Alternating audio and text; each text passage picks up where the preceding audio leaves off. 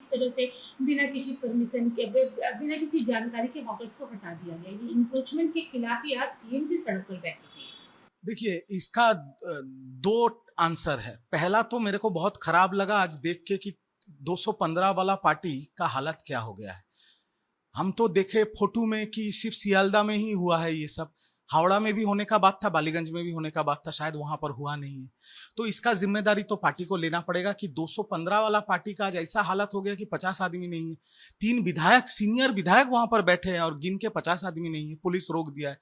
तो पुलिस का बोल के फायदा नहीं है इसमें। इससे एक चीज समझ में आ रहा है कि पिछले 1 साल से जो आईपैक और पुलिस चला रही थी तृणमूल कांग्रेस को, ये समझ में आ गया कि संगठन कुछ नहीं था, इसीलिए आज ये हालत है। और दूसरा, हॉकर का जो इशू है, एक बात मैं कहूंगा एएनआई के माध्यम से बंगाल के मुख्यमंत्री और बंगाल के जो अभी रूलिंग पार्टी भाजपा है, कि ये जो हॉकर है ये गरीब आदमी है, इनका भी जिंदा रहने का हक है, इनका भी रोजी रोटी का हक है।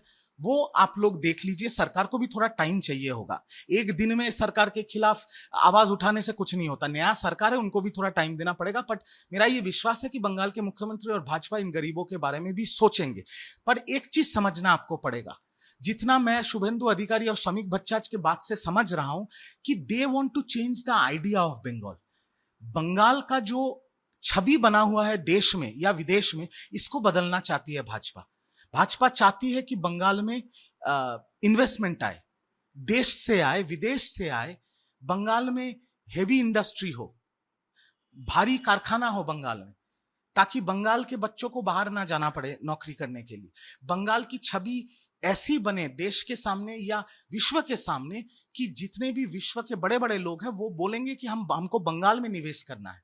और इसको ये छवि बदलने के लिए ये जो स्टेप्स बंगाल की सरकार ले रही है, ये बहुत जरूरी स्टेप्स है, ये जरूरी है। बट उसके साथ साथ मेरा ये निवेदन भी रहेगा कि जो गरीब लोगों को हटाया जा रहा है, उनका भी रोजी रोटी का अगर कोई बंदोबस्त कर दे तो बढ़िया होगा।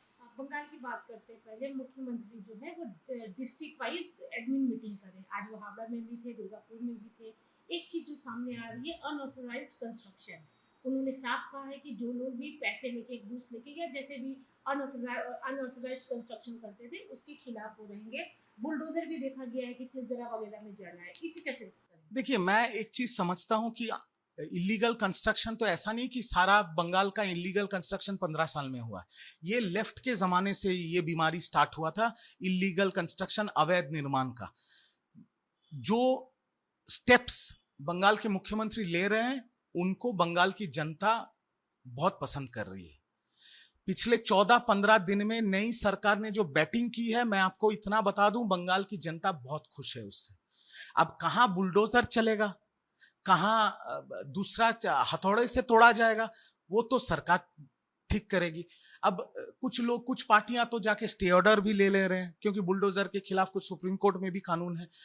मैं ये मानता हूं कि जहां जहां अवैध निर्माण हुआ है, जिसके चक्कर में लोगों की जिंदगी जा सकती है, आग लग के लोग मर सकते हैं, या जो रह रहे हैं वहां पर उनके ऊपर बिल्डिंग गिर के उनकी मौत हो सकती है, तो ऐसे निर्माण तो रहना नहीं चाहिए। कुछ कोई भी सिविल सोसाइटी में ये तो होना नहीं चाहिए। अब उसको, ये बीमारी का इलाज कैसे करेगी मुख्यमंत्री और ये नया सरकार, ये आने वाले दिनों में हमको देखना है। पर अवैध निर्माण तोड़ने के लिए अगर बुलडोजर सड़क पे उतर रहा है, तो इसमें मुझे तो कोई गलती नहीं दिखती। अनऑथराइज्ड कंस्ट्रक्शन की बात करें तो आप जिस पार्टी के स्पोक पर्सन रहे हैं, सस्पेंडेड है अभी, अभिषेक बैनर्जी, उनसे रिलेटेड जो प्रॉपर्टी है वहाँ पे भी ये मुद्दा है। कॉर्पोरेशन की तरफ से नोटिस भी गई है।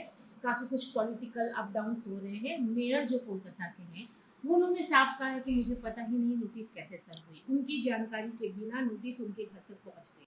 देखिए, मेयर को लेके मैं तो जितना न्यूज चैनल्स देख रहा हूं, मैं तो ये तो सुनाई दे रहा है कि वो खुद रहना नहीं चाहते मेयर, वो खुद अपना रेजिग्नेशन देना चाहते हैं। और दूसरी बात, अभिषेक बनर्जी सांसद है, उनके प्रिविलेज है, उनके पास सिक्योरिटीज भी है। पर कानून के ऊपर तो कोई नहीं है, ना अभिषेक बनर्जी है, ना रिजू दत्ता है, ना शुभेंदु अधिकारी है, ना कोई है। कानून सबसे ऊपर है। अगर जब वो क्षमता में थे, अगर उन्होंने कुछ गैर कानूनी काम किया है और कॉरपोरेशन ने उनको नोटिस दिया है, तो अगर उन्होंने कुछ गलत नहीं किया तो नोटिस का जवाब वो दे देंगे। और अगर गलत किया है और नोटिस मिला है और उनके पास कागज नहीं है, तो या तो उनको खुद तोड़ना पड़ेगा या कॉरपोरेशन आके तोड़ देगी। एक पर्सनल सवाल, आप तो उनके घर गए होंगे, क्या वाकई आलिशान है उनका घर अंदर? मैं उनका घर कभी नहीं गया हूँ, उनके ऑफिस गया हूँ, ऑफिस गया हूँ, घर पे क्यों जाऊंगा? वो तो मेरे भूतपूर्व मालिक का घर है, मालिक के घर में हम लोग का कहाँ एंट्री है? ऑफिस की बात करें तो उसका स्ट्रक्चर क्या बाकी खूबसूरत है, आलिशान? ऑफिस जैसे कॉर्पोरेट ऑफिस होता है वैसा ही है, और वो तो भाड़े का ऑफिस है, कैमेक्स स्ट्रीट ऑफिस। मुझे जितना पता है वो भाड़े का जगह है, वहां पर अपना जो अंदर में फर्निशिंग्स होता है कॉर्पोरेट स्टाइल में, वो कॉर्पोरेट है, उसमें तो कुछ है नहीं।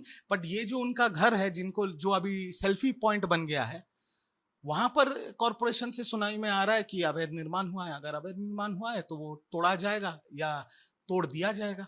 इसी से रिलेटेड जो बोरो 9 की चेयरपर्सन है देवलीना विश्वास, जानते भी होंगे आप उनको, उन्होंने रिजाइन कर दिया है। रीजन दिया है कि पॉलिटिकल उनकी ही पार्टी की तरफ से प्रेशर दिया जा रहा था कुछ ऐसा कहने करने के लिए जो नीति के विरुद्ध है। तो हम लोग भी नीति के विरुद्ध कुछ करने गए थे या सवाल उठाए थे, इसलिए हम सस्पेंड हो गए। देवोलीना विश्वास तो सस्पेंड नहीं हुआ। मैं आपके एएनआई में बोल रहा हूं, पहले दिन जो मैंने बाइट दिया था, जिसके लिए मुझे सस्पेंड किया गया था, आज वही बातें आईपैक को लेके हो या पार्टी को लेके हो, वही बातें तो जीते हुए विधायक बोल रहे हैं। कल्याण बनर्जी बोल रहे हैं, ऋतुब्रत बनर्जी बोल रहे हैं, संदीपन साहा जी बोल रहे हैं, कुणाल घोष जी बोल रहे हैं, चीफ विप फिराद हकीम साहब बोल रहे हैं, उनकी बेटी बोल रही है। तो उनको तो सस्पेंड नहीं किया जा रहा है। तो मैंने गलत कहां बोला था? हाँ, मेरी गलती ये हो गई थी कि मैंने मुंह पहले खोला था। क्या यही वजह है कि लोगों के पार्टी के लोगों के अंदर जो ये एक गुस्सा है या कुछ भी बोल सकते हैं? गुस्सा नहीं, पार्टी के अंदर में एक थ्रेट कल्चर चलता था कि आपको सर झुका के ऑर्डर फॉलो करना है। आपने अगर आपकी आवाज उठाई तो पार्टी में आपका जगह नहीं है। तो जब अभी पार्टी क्षमता से चली गई है, सब अपना मुंह खोल रहे हैं, सब बोल रहे हैं अंदर में क्या होता था, और ये अभी पार्टी को सुनना पड़ेगा। उन्होंने जो किया उनको तो वो सुनना पड़ेगा। कोलकाता के काउंसलर्स को लेकर ममता बनर्जी कल मीटिंग करने जा रही है। तो दीदी मीटिंग करे। दीदी ने तो विधायकों के साथ मीटिंग किया था, वहां पर भी तो बहुत विधायक नहीं गए थे। विधायकों को दीदी ने बोला था अंबेडकर मूर्ति के नीचे विधानसभा में प्रोटेस्ट करने के लिए, 80 में 50 लोग नहीं गए वहां पर। दीदी ने सांसदों का मीटिंग किया था, वहां पर जितने भी सेलिब्रिटी सांसद है वो लोग नहीं गए थे। आज कलकत्ता के मेयर एमएमआईसी जो है उनके साथ मीटिंग किया था, वहां पर भी काफी एमएमआईसी नहीं गए। कल देखना है कितने काउंसिलर जाएंगे। तो लास्ट एक साल जो पूरी पार्टी आईपैक के हाथ में चली गई थी और जो पूरी पार्टी पुलिस चला रही थी, उसके वजह से आज पार्टी का ये हाल है, और इसका जिम्मेदारी दीदी और अभिषेक दा को लेना पड़ेगा। पुलिस के बात से कहते हैं कि सिद्दीकुल्ला चौधरी जो है, उन्होंने एक सवाल उठाया है कि ये पुलिस अचानक से हिटलर क्यों हो गई 10 से 15 दिन में। कलकत्ता पुलिस के काम कर रहे थे। कलकत्ता पुलिस का काम कर रहा है। कोई तो गैर कानूनी काम नहीं हो रहा है। जिनको भी पकड़ा जा रहा है उनको अरेस्ट कर रहा है, कोर्ट में पेश कर रहा है। कोर्ट में अगर पुलिस ये ना बता पाए कि इनको क्यों अरेस्ट किया, कोर्ट बेल दे देगा, बेल दे देगा। तो कोर्ट अगर बेल नहीं दे रहा है, मतलब क्राइम तो हुआ है। आज पाक सर्कस 5 पॉइंट क्रॉसिंग में पुलिस के ऊपर पथराव हो रहा है, तो पुलिस क्या करेगी? झालमुड़ी खिलाएगी? पुलिस को जो करना है वही किया पुलिस ने। वहां पर जिनको अरेस्ट करना था वो पुलिस ने अरेस्ट किया। पुलिस के कलकत्ता पुलिस जो पहले बोलते थे लोग, जब हम लोग छोटे थे हम लोग ये सुनते थे कि विश्व में नंबर 1 है स्कॉटलैंड यार्ड, नंबर 2 है कलकत्ता पुलिस। उस कलकत्ता पुलिस का हाथ, पांव, मुंह, कान, नाक सब बांध दिया गया था। अभी वो खुल गया है। और पुलिस के काम से मैं आपके चैनल पे ये सीधा बता देता हूं, पुलिस जो काम कर रही है, बंगाल की जनता खुश है, मेरे घर के लोग खुश है। तो police is for the people, by the people and of the people, and whatever the police is doing in Bengal, specially Calcutta police and Bengal police, for the last 15 days the people of Bengal are happy. अभी किसी राजनीतिक party को अगर मिर्ची लगे तो वो अलग बात है। कुर्बानी एक अभी मुद्दा चल रहा है यहाँ पर। सरकार की तरफ से बोला गया है कि कुर्बानी के लिए जो नियम कायदे बनाए गए हैं, कुछ लोगों को रास नहीं आ रहे हैं। कोर्ट तक मामला चला। देखिए, कोर्ट तक जब मामला चला गया उस पर तो मेरा ज्यादा बयानबाजी शोभा नहीं देता, वो कोर्ट डिसाइड करेगा। बट बंगाल में मैं एक चीज देख रहा हूं जो पूरे भारत में मैंने कहीं नहीं देखा। पूरे भारत में गोरक्षा जो दल होता है, गोरक्षक दल, उसमें सारे हिंदू लोग होते हैं जो थोड़े ज्यादा कट्टरवादी होते हैं। पर ये बंगाल में पहली बार दिख रहा है मुझे कि मुसलमान लड़के सब गोरक्षक दल में अपना नाम लिखवा लिया है। अगर कोई, जैसे अगर कुर्बानी के टाइम में आप देखेंगे तो मुसलमान गाय खरीदता है कुर्बानी के लिए, बट गाय को पालता है और मुसलमानों के पास बेचते जो लोग हैं वो अधिकतर हिंदू हैं जो लोन लेके गाय पालते हैं।